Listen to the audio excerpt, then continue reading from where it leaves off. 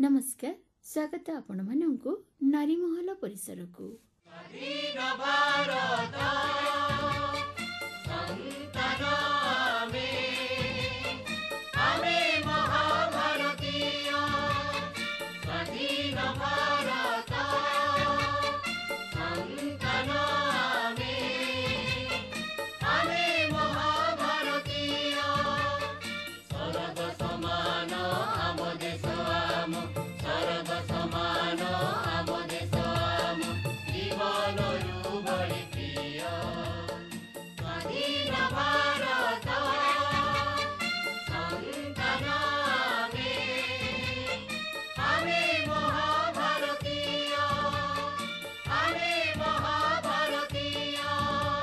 संसार सुख स्वच्छंदे बंचिबा पई अल्पे बहुते संपत्तिर आवश्यकता रही पारे ताहा टंका सुना घर बाड़ी गाड़ी घोड़ा एसबू को पार्थिव संपत्ति कहुई पारे।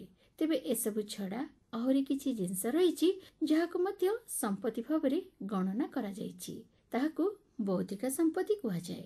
जेमिति जड़ संपत्ति उपरे मालिकाना सत्व रही तार सुरक्षा पई विभिन्न प्रकार नियम कानून रही से सबुर उल्लंघन हेले जणे केमिति न्याय पाई परिबो से संबंध रे मध्य आईन रे उल्लेख करा जायछि। ठीक सेमती बौद्धिक संपत्तिर सुरक्षा तार मालिकाना सत्व रक्षणाबेक्षण पाई मध्य विभिन्न प्रकार आईन कानून करा जायछि। तेबे एठी मनरे प्रश्न उठिबा स्वाभाविक जे एई बौद्धिक संपत्ति कोन एवं एहार सुरक्षा पई कोन सबु आईन रही, जणे केमिति एवं को परिस्थिति रे ए आईन रो सहायता नहीं परिबो। तेबे एमती किछि प्रसंग को नहीं आजिर आलोचना बौद्धिक संपत्ति अधिकार आईन। आलोचना करिसेंती वरिष्ठ आईनजीवी निरंजन पंडा। प्रथमे तांको हमर कार्यक्रम को स्वागत करिबा। आज्ञा नमस्कार। नमस्कार। आज आमर आलोचनार विषय रही इंटेलेक्चुअल प्रॉपर्टी राइट बा बौद्धिक संपत्ति अधिकार अधिनियम। तेबे आलोचना को जीवा पूर्व आमे जानिबा जे बौद्धिक संपत्ति कहले आमे कोन बुझिबा। अनेकंकर धारणा जे जमी टंका बा पदार्थ ए सब गुडा कहला संपत्ति। आज्ञा जे बौद्धिक संपत्ति कोन ना आपनकर जे कोनोसी ज्ञान रु उद्भावित बा ज्ञान कौशल को लगे कि आपण जो स्वतंत्र जिनिसटी करिसेंती ताहा ही मध्य गोटा संपत्ति। आज्ञा ए जो संपत्ति विभिन्न आईन ता पई कि प्रणयन हेछि केंद्र सरकार द्वारा, यथा पेटेंट एक्ट 1970 मसीह हेतिला, पर अमेंडमेंट हेछि कॉपीराइट एक्ट 1957, ट्रेडमार्क्स एक्ट 1999, सेमती इंडस्ट्रियल डिजाइन ड्राइंग एक्ट 2000 मसीहा। यही सब आईन रे ए बौद्धिक संपत्ति कथाटा उल्लेख रही। अर्थात बौद्धिक संपत्ति कहले जनकर उद्भावित कौशल को आउ जने कॉपी करके छड़ाई नब नहीं, जनकर मौलिक लेखा को आउ जने कॉपी पेस्ट करके ता निजर बोली दाबी करि परिबो नाही, जनकर कलाकृति को आउ जने सेया करिकरी निजर नाम नहीं परिबो नाही, जने प्रसिद्ध कंपनी रो मालिकाना बा तार लोगो बा तार पेटेंट ए सब को नेइकरी आउ जने निजर बोली दाबी करि परिबो नाही।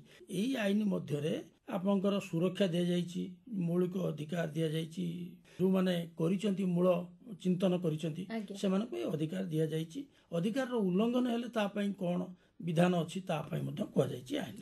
आज्ञा तेबे ए जो बौद्धिक संपत्ति बा इंटेलेक्चुअल प्रॉपर्टी आईन केबेठरु प्रणयन करगलानी? यह तो बहुत प्राचीन भारत वर्ष रे मु जो कथा गुडी कहि गली 1970 रु पेटेंट एक्ट आरंभ होइछि बोली, किंतु समग्र विश्वर ए आईन मध्य प्रचलित रहुछि एवं विश्व रे प्रचलित होबा पई कि विभिन्न देश मानक भितरे गोटे सहमति प्रकाश पाइछि। एको आईपी लॉ बोली कुआ जाय। ताको प्रथम जन जी उद्भावन कला, जे कलात्मक सृजन कला बा नक्शा बा डिजाइन कला, संकेत बा सिंबल जे कला, व्यावसायिक नामकरण ये सब को बौद्धिक संपत्ति बोली मान्यता दिया जाइछि। समग्र विश्व रे विभिन्न कंपनी रो ब्रांड, पेटेंट, टेक्नोलॉजी किंबा कॉपीराइट, सॉफ्टवेयर आदि साधुता, कार्यकारिता और सुरक्षा पई बुद्धिजीवी माने एकमत होइछन्ति विभिन्न देश रे। एवं प्रथमतः 1474 ମସିହାରେ ଭିଏତନାମ ପ୍ୟାଟେଣ୍ଟ ଷ୍ଟାଚ୍ୟୁଟ୍ ଆଇନ ପ୍ରଣୀତ ହେଲା। ତାକୁ ହିଁ ପ୍ରଥମ ମାନ୍ୟତା ଦିଆଯାଇଛି ଏ ପ୍ୟାଟେଣ୍ଟ ଲାଇନ ଉପରେ। ବର୍ତ୍ତମାନ ତାପରେ ପରେ ମଧ୍ୟ ଅନ୍ୟାନ୍ୟ ଦେଶମାନଙ୍କରେ ଆରମ୍ଭ ହେଲା। ମଧ୍ୟଯୁଗୀୟ ୟୁରୋପରେ ମଧ୍ୟ ସେଇ ସବୁ ବ୍ୟାପାରକୁ ସୁରକ୍ଷିତ କରିବା ପାଇଁ କି 1624 ମସିହାରେ ଇଂଲଣ୍ଡ ଷ୍ଟାଚ୍ୟୁଟ୍ ଅଫ୍ ମୋନୋପୋଲି ଫର୍ମାଲାଇଜ୍ ପେଟେଣ୍ଟ ଲ ସେତେବେଳେ ପ୍ରଚଳିତ ହେଲା, ଯେଉଁରେ ଉଦ୍ଭାବକଙ୍କ ଉଦ୍ଭାବିତ କୃତିର ଅଧିକାରକୁ ସୁରକ୍ଷା ଦିଆଯାଉଥିଲା। ଏବଂ ୟା ବ୍ୟତିରେକେ ବିଭିନ୍ନ ସମୟରେ ବିଭିନ୍ନ ଦେଶରେ ଯେମିତିକି 1710ରେ ଇଂଲଣ୍ଡରେ ଷ୍ଟାଚ୍ୟୁଟ୍ ଅଫ୍ ଆନି ପ୍ରଚଳିତ ହେଲା, ଯେଉଁରେ କପିରାଇଟ୍ ଆଇନର ବଳରେ ଲେଖକମାନଙ୍କର ମୌଳିକ ଲେଖାକୁ ସମ୍ପୂର୍ଣ୍ଣ ଅଧିକାର ସୁରକ୍ଷା ଦିଆଗଲା। ଊନବିଂଶ ଶତାବ୍ଦୀରେ ସେମିତି ପ୍ରୋଟେକ୍ସନ୍ ଅଫ୍ ଇଣ୍ଡଷ୍ଟ୍ରିଆଲ ପ୍ରପର୍ଟି 1883ରେ ଆରମ୍ଭ ହେଲା।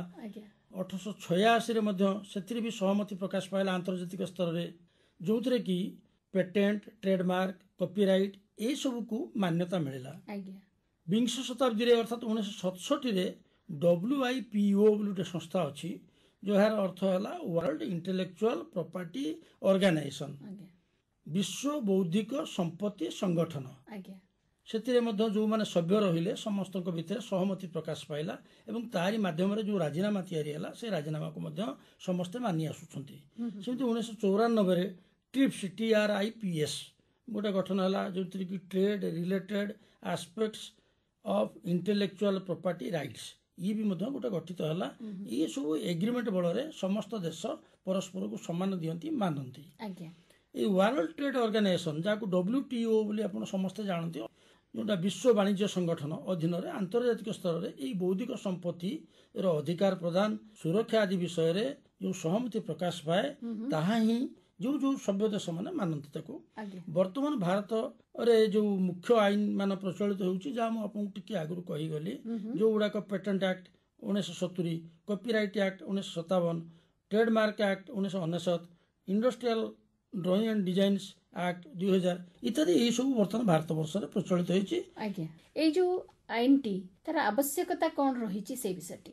ଜଣେ ଲେଖକ ବା ଜଣେ କଳାକାର ବା ଗୋଟେ ଶିଳ୍ପର ସିମ୍ବଲ, ଧରି ନିଅନ୍ତୁ ଆପଣଙ୍କର ଆକାଶବାଣୀର ଗୋଟେ ସିମ୍ବଲ ଅଛି, ସେ ସିମ୍ବଲକୁ ଆଉ କେହି ୟୁଜ୍ କରିପାରିବ କି ନା? ଗୋଟେ ରେଳବାଇର ଗୋଟେ ସିମ୍ବଲ ଅଛି, ତାକୁ କିଏ ୟୁଜ୍ କରିପାରିବ କି ନା? ନା। ତ ଏଇ ଯୋଉ ଜିନିଷ ଗୁଡ଼ିକ ଯେମିତି ସିମ୍ବଲ ଦିଆହେଇଛି, ପ୍ରତ୍ୟେକ ଜିନିଷର ଗୋଟେ ସୃଜନ ଅଛି। ତେଣୁ ଏଇ ଯୋଉ ବିଶେଷ ଅଧିକାରକୁ ଯିଏ ଉଦ୍ଭାବନ କରିଛି ତାକୁ ମାନ୍ୟତା ଦେବା ପାଇଁ, ତାର ସୁରକ୍ଷା, ତାର କେହି ଦୁରୁପଯୋଗ ନ କରୁ ତା ପାଇଁ ମଧ୍ୟ ବ୍ୟବସ୍ଥା କରାଯାଇଛି। ଯଦି ଜଣେ ଦୁରୁପଯୋଗ କରେ ତାହେଲେ ତା ପାଇଁ କ'ଣ, ତା ପାଇଁ ବି ପ୍ରାବଧାନ ରହିଛି, ସେ କ'ଣ କରିବା ଉଚିତ, କ'ଣ ନ କରିବା ଉଚିତ। ତେଣୁ ମୌଳିକ ସୃଜନୀର ନିଷ୍ଠାପରତା ରଖିବା ହିଁ ଏହିସବୁ ଆଇନ ମାନଙ୍କର ମୂଳ ଲକ୍ଷ୍ୟ। ଯେ ବିଭିନ୍ନ ଲେଖକଙ୍କର ବା ପ୍ରସିଦ୍ଧ ଲେଖକଙ୍କର ଲେଖାକୁ ଯଦି କେହି କପି କରି ନିଜ ଲେଖା ବୋଲି ଦାବି କରେ, କିମ୍ବା ଗୋଟେ ମୌଳିକ କଳାକୃତି ବା ଆର୍ଟକୁ ନକଲ କରିକି ଯଦି ନିଜର ବୋଲି କିଏ ଦାବି କରେ, ଅଥବା ବିଭିନ୍ନ ଶିଳ୍ପର ଚିହ୍ନକୁ ନକଲ କରି ବେପାର ବାଣିଜ୍ୟ କରେ, ତାହା ସମାଜ ପାଇଁ ଘୋର ବିପତ୍ତିର କାରଣ ହୁଏ। କାରଣ ଜଣେ ଅସଲ କିଏ ନକଲ କିଏ ଚିହ୍ନିବା ସହଜ ହୁଏ ନାହିଁ। ମୌଳିକକୁ ବିକୃତ ନ କରିବା, ଉଦ୍ଭାବକର ଗୌରବ ନଷ୍ଟ ନ କରିବା, ପ୍ରଖ୍ୟାତ ଶିଳ୍ପର ଚିହ୍ନକୁ ବ୍ୟବହାର କରି ନିଜ ଦ୍ରବ୍ୟ ବଜାରରେ ପହଞ୍ଚାଇ ମୁନାଫା କମାଇବା, ଏହିଭଳି କାର୍ଯ୍ୟକୁ ରୋକିବା ପାଇଁ ବୌଦ୍ଧିକ ସମ୍ପତ୍ତି ଆଇନର ଆବଶ୍ୟକତାଟା ରହିଛି। କିନ୍ତୁ ଗୋଟେ ଧାଡ଼ିରେ ଯଦି ଆପଣଙ୍କୁ ମୁଁ କହିବି ଯେ ବୌଦ୍ଧିକ ସମ୍ପତ୍ତି ଆଇନର ଆଭିମୁଖ୍ୟଟା ହେଲା ଅସଲକୁ ଅସଲରେ ଦେଖାଇବା ଏବଂ ନକଲକୁ ଅସଲଠୁ ଦୂରରେ ରଖିବା। ଏଇ ଆଇନର ପରିସରଭୁକ୍ତ କେମିତି ହେଇପାରିବ? ଗୋଟେ ଅଫିସ ଅଛି, ସେ ଅଫିସରେ ରେଜିଷ୍ଟ୍ରେସନ ନିୟମ ଅଛି, ତାଙ୍କର କଣ୍ଟ୍ରୋଲର ଅଛନ୍ତି, ଆପଣଙ୍କର ଦରଖାସ୍ତ ଦେବାର ନିୟମ ଅଛି, ତା ପାଇଁ କି ଯାହା ଯାହା ବିଧି ବ୍ୟବସ୍ଥା ସବୁ ଅଛି, କଲିକତାରେ ଅଛି, ଦିଲ୍ଲୀରେ ଅଛି, ଚେନ୍ନାଇରେ ଅଛି। ଆପଣଙ୍କର ସେଠି କଣ୍ଟ୍ରୋଲର ଅଛନ୍ତି, ଆପଣ ଦରଖାସ୍ତ କରିବେ, ତାର ଯାହା ରୁଲ୍ସ ରେଗୁଲେସନ ଭିତରେ ଦେଇକି ଯାହା ଫର୍ମ ପ୍ରେସକ୍ରାଇବ ହେଇଛି ଆପଣ ତାକୁ ସେଥିରେ ଆପ୍ଲାଏ କରିବେ। ସେଟା ଆପଣଙ୍କର ସ୍କ୍ରୁଟିନି ହେଲା, ଅଲ୍ଟିମେଟଲି ଯଦି ଗ୍ରହଣୀୟ ହେଲା ତାହେଲେ ସେ ଅଧିକାରଟା ଆପଣଙ୍କୁ ଦିଆଗଲା। ଯଦି ଜଣେ ମନେ କରନ୍ତି ଯେ ତାଙ୍କର ଅଧିକାର କ୍ଷୁଣ୍ଣ ହେଉଛି ବା ତାଙ୍କ ପ୍ରତି କିଛି ଅନ୍ୟାୟ ହେଉଛି, ସେ ନିଜର ଅଭିଯୋଗ କୋଉଠି ଏବଂ କେମିତି କରିବେ? ଭଲ ପ୍ରଶ୍ନଟି ଆପଣ କଲେ। ମନେ କରନ୍ତୁ କୌଣସି କାରଣରୁ ଆପଣ ସେଥିରେ ଅସନ୍ତୁଷ୍ଟ ହେଲେ, ଯେ ତାହେଲେ ମଧ୍ୟ ଆପଣଙ୍କର ଅପିଲ କରିବାର ଅଧିକାର ରହିଛି। ଆପେଲେଟ ଅଥରିଟି ମଧ୍ୟ ତା ପାଇଁ କି ରହିଛି। ପୂର୍ବରୁ ବି କେବଳ ଆପଣଙ୍କର ସେ ଅଧିକାର ଯଦି ଆପଣଙ୍କର ବ୍ୟାହତ ହେଲା, ଆପଣ କୋଉଠିକି ଯାଉଥିଲେ ନା ହାଇକୋର୍ଟରେ ସିଙ୍ଗଲ ଜଜକୁ ଯାଉଥିଲେ। ବର୍ତ୍ତମାନ ସେଟା ଆପେଲେଟ ଟ୍ରିବ୍ୟୁନାଲ ବି ତା ପାଇଁ କରାଯାଇଛି, ଆପେଲେଟ ଅଥରିଟି ହେଇଛନ୍ତି। ତେଣୁ ଆପଣ ଯଦି କୌଣସି ଅର୍ଡରରେ ବା କାହାର ଆଦେଶରେ ଆପଣ କ୍ଷତି ହେଉଛି ବୋଲି ଅନୁଭବ କରୁଛନ୍ତି ତାହେଲେ ଆପଣ ତାର ପ୍ରତିକାର ପାଇଁକି ଅପିଲ ମଧ୍ୟ କରିପାରିବେ। ଆଜ୍ଞା ଆଉ ପରବର୍ତ୍ତୀ ଅବସ୍ଥାରେ ଆପଣଙ୍କର ଉଚ୍ଚ ନ୍ୟାୟାଳୟ ହେଲା ବା ମାନ୍ୟବର ସୁପ୍ରିମକୋର୍ଟ ହେଲା ଏମାନଙ୍କୁ ମଧ୍ୟ ଯାଇପାରିବେ। ଆପଣଙ୍କର ସେଠି ମଧ୍ୟ ସୁଟ୍ ଫାଇଲ୍ ହେଇପାରୁଛି ଯେ ଆପଣଙ୍କର ସୁଟ୍ ଭିତରେ ଆପଣଙ୍କର ଡିକ୍ଲାରେସନ୍ କରାହେଇପାରୁଛି, ଇଞ୍ଜେକ୍ସନ୍ କରାହେଇପାରୁଛି, ରିକଭରି କରାଯାଇପାରୁଛି, ଏସବୁ ମଧ୍ୟ ସୁଟ୍ରେ ସିଭିଲ୍ କୋର୍ଟର ପରିସରଭୁକ୍ତ। ଆଜ୍ଞା ଆଉ କିଛି ଅଛି ଯେଉଁଗୁଡ଼ାକ ଆପଣ ତାଙ୍କ ଆଦେଶ ମାନୁନାହାନ୍ତି ବା ଆପଣ ଅପମିଶ୍ରଣ ଜବରଦସ୍ତ କରୁଛନ୍ତି ବା ଆପଣ ଆଇନର ଉଲ୍ଲଂଘନ କରୁଛନ୍ତି ତାହେଲେ ମଧ୍ୟ ଏଇ ଯେଉଁ ବିଭିନ୍ନ ଧାରା ଆଇନ ଗୁଡ଼ାକ କହିଲି ତା ଦେହରେ ମଧ୍ୟ ଆପଣଙ୍କର କ୍ରିମିନାଲ ପେନାଲ ଆକ୍ସନ୍ ଅଛି। ଆଜ୍ଞା ଆପଣ ପେନାଲ ଆକ୍ସନ୍ ମଧ୍ୟ ତା ପାଇଁକି ଜଣେ ଜେଏମ୍ଏଫସି କଗ୍ନିଜେନ୍ସ ନେଇପାରିବ। ଯଦି ଏଇ ଯୋଉ ଆଇନ ଗୁଡିକ ରହିଛି କେହି ତାର ଉଲ୍ଲଂଘନ କରନ୍ତି ତେବେ କଣ ଦଣ୍ଡବିଧାନର ବ୍ୟବସ୍ଥା ରହିଛି? ଦେଖନ୍ତୁ ଏସବୁ ଅଲଗା ଅଲଗା ଆଇନ ଅଛି। ଗୋଟେ ପେଟେଣ୍ଟ ଆକ୍ଟ ହେଲା, ଗୋଟେ କପିରାଇଟ୍ ଆକ୍ଟ ହେଲା, ଗୋଟେ ମାନେ ଟ୍ରେଡମାର୍କ ଆକ୍ଟ ହେଲା, ଗୋଟେ ଇଣ୍ଡଷ୍ଟ୍ରିଆଲ ଡ୍ରଇଂ ଡିଜାଇନ ଆକ୍ଟ ହେଲା, ଏ ସବୁ ଗୁଡାକ ଅଲଗା ଅଲଗା ବହି ଯୋଉଟା ଯୋଉ ଆଇନରେ ପରିସରଭୁକ୍ତ। ଆଜ୍ଞା ପ୍ରତ୍ୟେକ ଆଇନରେ ବ୍ୟବସ୍ଥା ଅଛି ଯେ ସେ ଦେୱାନୀକି ବି ଯାଇପାରିବ, ଆଉ ଯଦି ଆଇନ ଉଲ୍ଲଂଘନ ହେଲା ତାହେଲେ ଫୌଜଦାରୀ ବିଭାଗ ମଧ୍ୟ ଅଛି। ଯଦି କୌଣସି ବ୍ୟକ୍ତିର ମନେ କରନ୍ତୁ ପ୍ୟାଟେଣ୍ଟ ଉଲ୍ଲଂଘନ ହେଲା ତାହେଲେ ସେ ଇଣ୍ଡିଆନ ପେଟେଣ୍ଟ ଆକ୍ଟର ଧାରା 104 ଅନୁସାରେ ଜିଲ୍ଲା ଅଦାଲତଙ୍କୁ ଆବେଦନ କରିପାରିବେ। ଆଜ୍ଞା ପ୍ୟାଟେଣ୍ଟ ଉଲ୍ଲଂଘନ ପାଇଁ ତାଙ୍କୁ ଦେୱାନୀ ଉପଚାରମାନ ଯଥା କ୍ଷତିପୂରଣ, ନିଷେଧାଦେଶ, ଇଞ୍ଜେକ୍ସନ, ଘୋଷଣା ବୋଲି ଡିକ୍ଲେରେଟରୀ ଅର୍ଡର ଏହିସବୁ ଧାରା 106 ଅଧୀନରେ ମିଳିପାରିବ। ଆଜ୍ଞା ଏବଂ ଯଦି 35 ଧାରାରେ କିଛି ଅର୍ଡର କରିଛନ୍ତି କଣ୍ଟ୍ରୋଲର ବା ସରକାର କିଛି କରିଛନ୍ତି ତାକୁ ଯଦି କିଏ ଉଲ୍ଲଂଘନ କରୁଛି ତାହେଲେ ମଧ୍ୟ ତା ପାଇଁକି କ୍ରିମିନାଲ ବା ଫୌଜଦାରୀ ବିଧାନର ଉଲ୍ଲେଖ ଅଛି, ଯେଉଁଥିରେ କି 2 ବର୍ଷ ପର୍ଯ୍ୟନ୍ତ ଜେଲ୍ ଦଣ୍ଡ ଅଛି, ଫାଇନ୍ ବ୍ୟବସ୍ଥା ଅଛି, ଯେଉଁଗୁଡ଼ାକ ଧାରା 118ରୁ 128 ମଧ୍ୟରେ ଏହିସବୁ ଆଇନର ଅନ୍ତର୍ଭୁକ୍ତ ଅଛନ୍ତି। ଯେଉଁଟା ଗୋଟିଏ ଆଇନ କହିଲି, ପେଟେଣ୍ଟ ଆଇନ କଥା କହିଲି। ସେମିତି କପିରାଇଟ୍ ଆକ୍ଟରେ ମଧ୍ୟ ଅଛି। ଉଦାହରଣ ସ୍ୱରୂପ କପିରାଇଟ୍ ଆକ୍ଟରେ 1957ରେ ଯଦି କୌଣସି କପିରାଇଟ୍ ଧାରା 51 ଅନୁଯାୟୀ ଉଲ୍ଲଂଘନ ହେଲା ଆଜ୍ଞା ତାହେଲେ ଅଧିକାର ପ୍ରାପ୍ତ ବ୍ୟକ୍ତି ଦେୱାନୀ ମାମଲା ପାଇଁ ଜିଲ୍ଲା ଅଦାଲତଙ୍କୁ ଧାରା 62ରେ ଆବେଦନ କରିପାରିବ। ଦେୱାନୀ ଉପଚାର ଧାରା 55ରୁ 60 ମଧ୍ୟରେ କ୍ଷତିପୂରଣ, ନିଷେଧାଦେଶ, ଘୋଷଣାତ୍ମକ ଆଦେଶ ଏସବୁ କୋର୍ଟ ମଧ୍ୟ ଦେଇପାରିବେ। ଆଜ୍ଞା ସେମିତି ମଧ୍ୟ କୁହାଯାଇଛି ଯେ ଅପରାଧିକ ପ୍ରତିକାର ପାଇଁ କି କ'ଣ କରାଯାଇପାରିବ ନା ତା ପାଇଁ ଧାରା 70ରେ ପ୍ରଥମ ଶ୍ରେଣୀ ବିଚାର ବିଭାଗୀୟ ମାଜିଷ୍ଟ୍ରେଟ ବା ଜୁଡିସିଆଲ ମାଜିଷ୍ଟ୍ରେଟ ଫାର୍ଷ୍ଟ କ୍ଲାସ୍ ଯାହାକୁ କହୁଛନ୍ତି ସିଏ କଗ୍ନିଜେନ୍ସ ନେଇପାରିବେ ଏବଂ ବିଚାର କରିପାରିବେ। ଧାରା 63 ଅନୁଯାୟୀ ପ୍ରତ୍ୟେକ କପିରାଇଟ୍ ଉଲ୍ଲଂଘନକାରୀ ଦୋଷୀ ସାବ୍ୟସ୍ତ ହେଲେ ଅତି କମରେ 6 ମାସରୁ 3 ବର୍ଷ ମଧ୍ୟରେ କାରାଦଣ୍ଡ ତଥା 50,000 ଟଙ୍କାରୁ 2 ଲକ୍ଷ ଟଙ୍କା ପର୍ଯ୍ୟନ୍ତ ଜରିମାନା ମଧ୍ୟ ଦଣ୍ଡ ବିଧାନର ବ୍ୟବସ୍ଥା ଅଛି। ଆଜ୍ଞା ସେମିତି ଟ୍ରେଡମାର୍କ ଆକ୍ଟରେ, ହଁ କାରଣ ସବୁ ଆଇନ ସମାନ ନୁହଁ, ସବୁ ଆଇନର ଧାରା ବି ସମାନ ନୁହଁ। ଆଜ୍ଞା ଟ୍ରେଡମାର୍କ ଆକ୍ଟ 1969ରେ ସେଥିରେ ଯିଏ ମାଲିକ ନିଜର ଟ୍ରେଡମାର୍କ ଉଲ୍ଲଂଘନ ଯଦି ହେଲା ତାହେଲେ ଧାରା 134ରେ ଜିଲ୍ଲା ଅଦାଲତ ଡିଷ୍ଟ୍ରିକ୍ଟ କୋର୍ଟରେ ଦେୱାନୀ ମକଦ୍ଦମା ଦାୟର କରିପାରିବେ। ଆଜ୍ଞା ପ୍ରତିକାର ସ୍ୱରୂପ ଅଦାଲତ ତାଙ୍କୁ କ୍ଷତିପୂରଣ, ନିଷେଧାଦେଶ, ଘୋଷଣାତ୍ମକ ଆଦେଶ ମଧ୍ୟ ସେ ଅର୍ଡର ପାସ୍ କରିପାରିବେ। ଆଜ୍ଞା ସେମିତି ଟ୍ରେଡମାର୍କ ଆଇନରେ ଅପରାଧ ପ୍ରତିକାର ପାଇଁକି ଅଭିଯୋଗକାରୀ ଧାରା 115 ଅନୁଯାୟୀ ପ୍ରଥମ ଶ୍ରେଣୀ ବିଚାର ବିଭାଗୀୟ ମାଜିଷ୍ଟ୍ରେଟ ବା ଜୁଡିସିଆଲ ମାଜିଷ୍ଟ୍ରେଟ ଫାର୍ଷ୍ଟ କ୍ଲାସ୍ ସେ କଗ୍ନିଜେନ୍ସ ନେଇପାରିବେ, ତାଙ୍କୁ ନିବେଦନ କରିପାରିବେ। ଆଜ୍ଞା ଧାରା 103ର ମିଥ୍ୟା ଟ୍ରେଡମାର୍କ ଆବେଦନ ପାଇଁକି ଦଣ୍ଡ ମଧ୍ୟ 3 ବର୍ଷ ପର୍ଯ୍ୟନ୍ତ କାରାଦଣ୍ଡ ଅଛି ବ୍ୟବସ୍ଥା। 104 ଧାରାରେ ଯେମିତି ମିଥ୍ୟା ଟ୍ରେଡମାର୍କ ଥିବା ଦ୍ରବ୍ୟ ବିକ୍ରି ଯଦି କରାଗଲା ତା ପାଇଁ ମଧ୍ୟ ଆଇନର କଠୋର ବ୍ୟବସ୍ଥା ରହିଛି। ସେମିତି ଧାରା 105ରେ କୌଣସି ବ୍ୟକ୍ତି ଯଦି ଧାରା 103, 104କୁ ବାରମ୍ବାର ଦୋଷୀ ସାବ୍ୟସ୍ତ ହେଉଥାଏ ତାହେଲେ ତା ପାଇଁକି ଦଣ୍ଡ ଅଧିକା ରହିବ। ମିନିମମ୍ ବର୍ଷକରୁ 3 ବର୍ଷ ପର୍ଯ୍ୟନ୍ତ କାରାଦଣ୍ଡ ରହିବ, 1 ଲକ୍ଷ ଟଙ୍କାରୁ 2 ଲକ୍ଷ ଟଙ୍କା ପର୍ଯ୍ୟନ୍ତ ମଧ୍ୟ ସେଟା ଅର୍ଥଦଣ୍ଡରେ ଦଣ୍ଡିତ ହେବ ବା ଉଭୟରେ ବି ଦଣ୍ଡିତ ହେବ। ଆଜ୍ଞା ସେମିତି ଧାରା 107ରେ ଯଦି କୌଣସି ବ୍ୟକ୍ତି ମିଥ୍ୟା ଭାବେ କୌଣସି ଟ୍ରେଡମାର୍କକୁ ପଞ୍ଜୀକୃତ ବୋଲି ଦର୍ଶାଇ ମୁନାଫା କମାଉଛି ତାହେଲେ ତା ପାଇଁ ମଧ୍ୟ 3 ବର୍ଷ ପର୍ଯ୍ୟନ୍ତ କାରାଦଣ୍ଡାଦେଶ ଓ ଜୋରିମାନା ଉଭୟ ବ୍ୟବସ୍ଥା ଅଛି। ଆଜ୍ଞା ଏଇ ଯୋଉ ଆଇନଟି ରହିଛି ଏଇ ଆଇନରେ ଅନ୍ତର୍ଭୁକ୍ତ ହୋଇଥିବା ଜଣେ ବ୍ୟକ୍ତିକୁ କିଭଳି ସୁବିଧା ସୁଯୋଗ ମିଳିଥାଏ?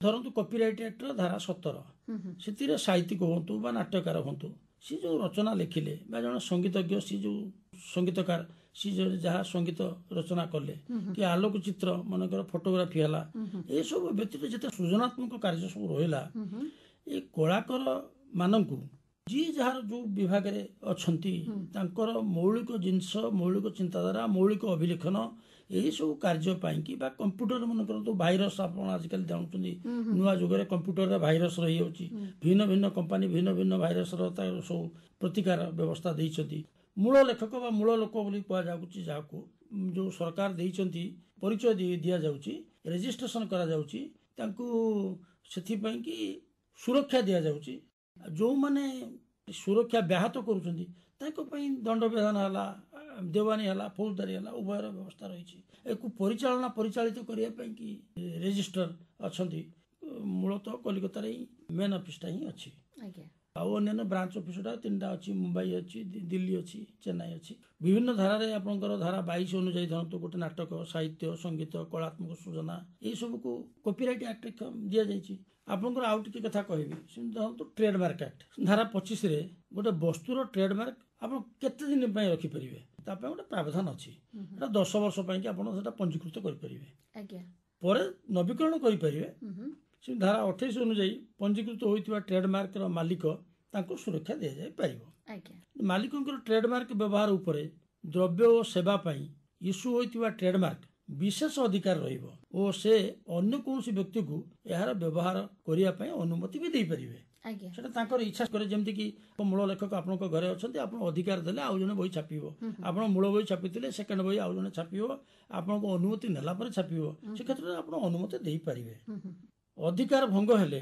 आपन को जेमति कहली ये देवानी मोकदमा करा जाई परिबो बा फौजदारी मोकदमा करा जाई परिबो सेटा को आईन संपर्कित को धारा रे केमिति भाव रे कोन केस होईची सेही को विचार करिके विचारपति माने राय देइथांती आज्ञा इंडियन पेटेंट एक्ट पेटेंट रो मालिकंकर जो अधिकार से स्वेच्छाकृत भाव व्यवहार करिबा एसाइन करि परिबे अनुमति देई परिबा आउ जण को सेटा को व्यवहार करि परिबा पूर्व उद्भावन रे परिवर्तन पई मध्य से आवेदन करि परिबे आपण नुआ गोटे गोटे करिसेंती ताको आ टिके रिमॉडलिंग कले करि परिबे बा मॉडिफिकेशन करिया चाहउछंती ताको आपण करि परिबे किंतु अधिकार उल्लंघन हेले जेमति म आपन को कहली पेटेंट एक्ट रे 53 धारा अनुसार मध्य आपण कार्यक्रम ग्रहण करि परिबे किंतु ए जो आवेदन करिवा दिन थारु 20 वर्ष पर्यंत साधारणतः यार समय सीमा धार्य होईची तो मोटा मोटी भाव रे ए जो पेटेंट आईन हो बा आपनकर ट्रेडमार्क आईन हो बा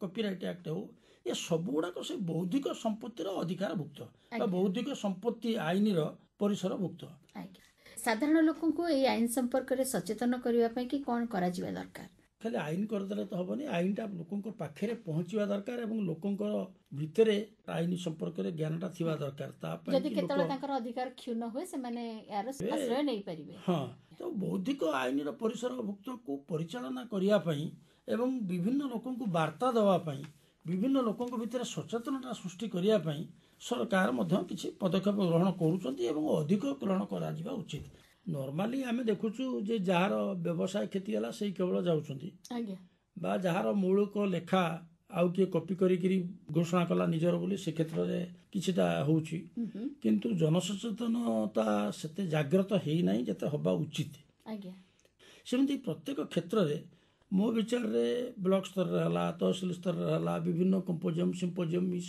द्वारा हला कॉलेज मान करे हला शिक्षानुष्ठान मान करे हला एमती विभिन्न क्षेत्र रे विभिन्न वर्ग रे विभिन्न लोकन को नै करी ये आईन रो सचेतनता ऊपर विभिन्न कार्यक्रम करा जिबा उचित सरकार तो एमिति भी वर्तमान आईन सचेतनता कार्यक्रम प्रायतः जारी रखुचंती किंतु से अन्य आईन विषय रे विशेष करी करा जाउची एई जो बौद्धिक संपत्ति आईन ऊपर विशेष चर्चा हबाटा मो नजर रे आसु नाही किंतु हबा उचित आज्ञा सेथिरे सरकारी पदक्षेप तो गोटा निश्चित कार्यक्रम या व्यतिरिक्त मध्य कोनोसी संघ हेले कोनोसी अनुष्ठान हेले बा कोनोसी एनजीओ हेले एमानकर मध्य कार्यक्रम रहुची जे एमाने मध्य जनसचेतनता करंतु आज्ञा जेमति आपण आज गोटे कार्यक्रम करिसेंती कार्यक्रम मूल उद्देश्य कोन जनसचेतनता अर्थात लोकन पाखक आईन वार्ताटा जाऊ शिक्षागत कार्यक्रम जोड़ाक आपनकर आलोचना कार्यक्रम हला कर्मशाला हला सेमिनार हला एमति भिन्न समय भिन्न भिन्न भाषा एक करा जिबा उचित समस्त पाखक वार्ताटा पहुंचवा उचित एवं अधिकारटा साब्यस्त होबा उचित आज्ञा शेषरे जने आईनजीवी हिसाब रे आपण हमर श्रोता मानकु कोन परामर्श देबाकू चाहिबे जे भारत ये जो विश्व बौद्धिक संपत्ति संस्था WIPO रो जने सदस्य अटे। आज्ञा इटा गोटे आंतर्जातिक स्तर में बौद्धिक संपत्तिर निरापत्ता प्रदान पर चुक्तिबद्ध होइछि। मु मोर श्रोता मानक यह कहबी आपण निजे ज्ञानी होतु, ज्ञान बांटतु, अधिकार सुरक्षा करतु, अधिकार उल्लंघन करुवा व्यक्ति किपरि दंडित हम तापाई आपण चेष्टित होतु। जदि आपण पाखे आईन पहुँचला बा आपण अन्य मान पाखे आईन पहुँचेबार साहाय्य करले ताहले आपण समाज पई आदरणीय व्यक्ति। तबे समस्ते आईन जानतु, आईन जानी नथिबा लोकन पाखे आईन भी पहुँचातु। आईन उल्लंघन करुवा व्यक्ति माने जेपरि दंडित हेबे तापाई मध्ये आपण जदि किसी कार्यक्रम करि परछुंती ता मध्ये करंतु। समाज रे जहा फल कि गोटे सुरक्षा सृष्टि हो। आपण आम कार्यक्रम अंशग्रहण कले। बौद्धिक संपत्ति अधिकार नियम कौन, एथिरे जड़े व्यक्ति निजको केमिति सुरक्षित करिपरिबो, निजर काम को निजर व्यवसाय को केमिति सुरक्षा प्रदान करिपरिबो एवं ए संपर्क रे कौन सब आईन रहिछि, से आईन रे कौन सब विधि व्यवस्था रहिछि, से विषय रे तो अनेक उपादेय कथा कहिले। ए सुंदर आलोचना पई हमर अनुष्ठान तरफ रो आपनको अनेक अनेक धन्यवाद। नमस्कार। नमस्कार। सुनिले आलोचना बौद्धिक संपत्ति अधिकार आईन। आलोचना करिथिले वरिष्ठ आईनजीवी निरंजन पंडा। देशर नागरिकंकु आर्थिक सामाजिक क्षेत्र में सुरक्षा एवं अधिकार प्रदान पई खाली जे नीति नियम रही ता नुहे, जड़े व्यक्तिर सृजनात्मक कार्य को मध्य सुरक्षा प्रदान करिबा, कोनोसी नूतन उद्भावन व्यवसायर सुरक्षा पई मध्य विभिन्न आईन करा जाइछि। एहा केवल जातीय स्तर रे सीमित नुहे, अंतर्जातीय क्षेत्र रे मध्य ए संबंधी आईन रही जहाकु कि विश्वर प्राय समस्त देश स्वीकृति प्रदान करिसेंती।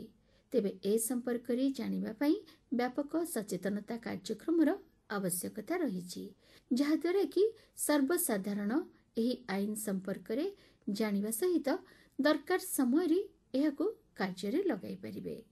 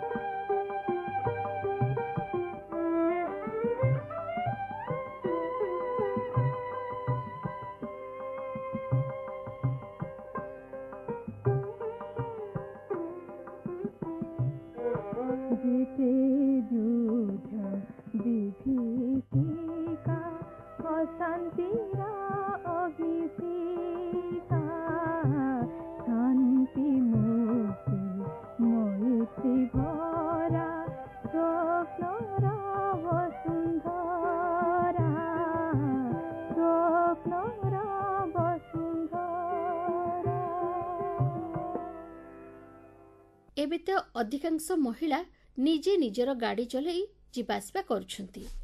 अब गाड़ी चलेला बेले किछिटा सतर्कता अवलंबन करबा निहांती दरकार, काहेकि ना यह आमर सुरक्षार कथा।